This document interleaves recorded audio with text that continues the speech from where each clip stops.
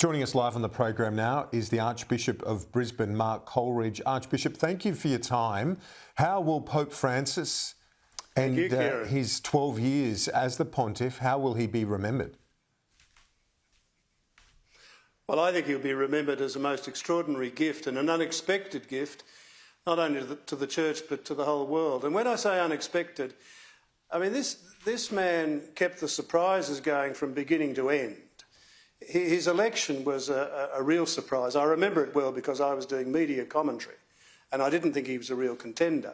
How wrong I was. The name he chose, the fact that he chose to live not in the Apostolic Palace but where he lived, that he was driven around in a Ford Focus, all this sort of thing was breaking the mould, really. And he continued to do that through the 12 years of his pontificate, and even his death. It came as a surprise. I mean, when I saw him on the balcony of St Peter's on Easter Sunday, I thought he has the look of a dying man.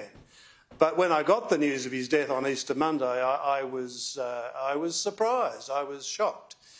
So look, I think he will be remembered as one who came from nowhere in one sense, the boy from Buenos Aires who became the Bishop of Rome and broke the mould of the papal ministry in some sense, but only to recast it in new and liberating ways. So he was a great gift, as I say, to the Church and to the whole world. Yes, and with Australia's perspective, I'm really interested because I did speak to you recently about this, the fact that we didn't have a cardinal, but we do via the Ukrainian representative who's based in Australia, the representative of the Ukrainian communities, but effectively an Australian archbishop, the youngest who will be there in the conclave at just 44 years of age. But it goes to a whole approach from Pope Francis that he wanted to represent what was known as the peripheries. Yep. Well, peripheries was one of his key words. And really what he was saying, again, not just to the Church but to the world, is the peripheries are now the centre. So you had all these cardinals, not least in this part of the world, where, for instance, the Bishop of Tonga was made a cardinal, the Archbishop of Port Moresby, the Bishop of Dili. This was unthinkable not that long ago. And that's one of the things that makes this new conclave, where they will elect the next pope, so unreadable. People have been asking me endlessly, who do I think will be the next pope? I haven't got a clue. And in large part, that's because the College of Cardinals has been recast by Pope Francis. And in that sense, he wasn't just a pope of surprises, he was also a pope of disruption. Now, you can have creative disruption and you can have destructive disruption. I happen to think, in the case of Pope Francis, that it was creative disruption. One of his favourite expressions in Spanish was hacer lío, to create a bit of a mess, a bit of a stir, but only to unsettle things in order to allow for a new settlement. And I think that's what he's done.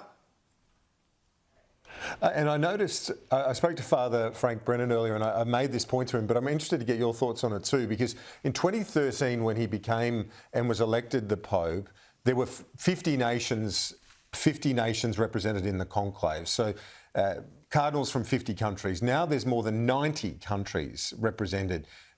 Are we potentially going to see the first African or Asian Pope?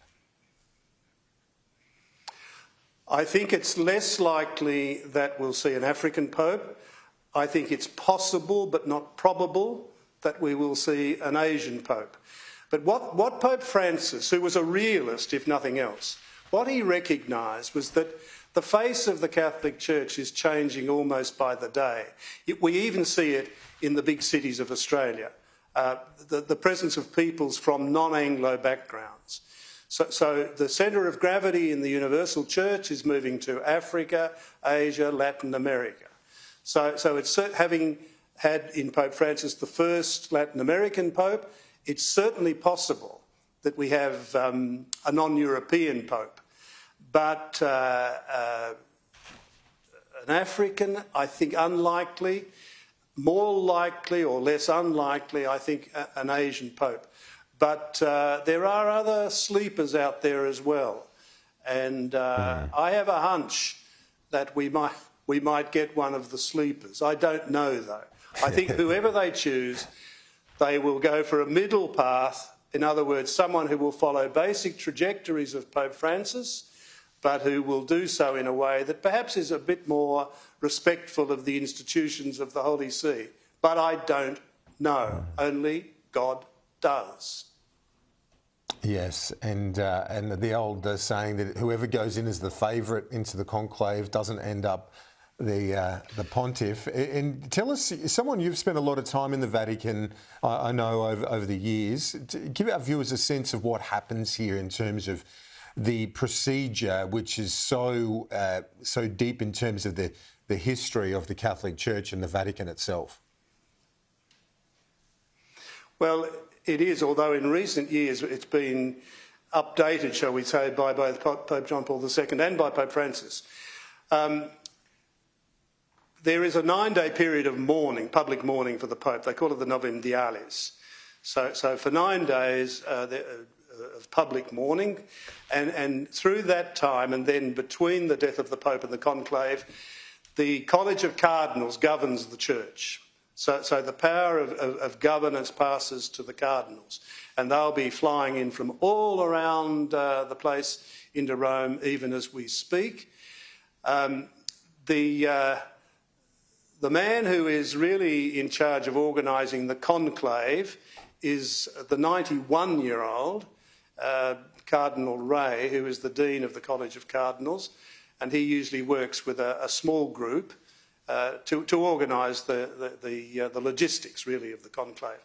Then each day between now and the conclave, the cardinals, all of them, there are 252, I think it is, cardinals, they meet each day in what's called a congregation, and they talk about the state of the Church. Inevitably, that looks to the kind of Pope that they're looking to elect, but they also handle the basic day-to-day governance of the Church as well.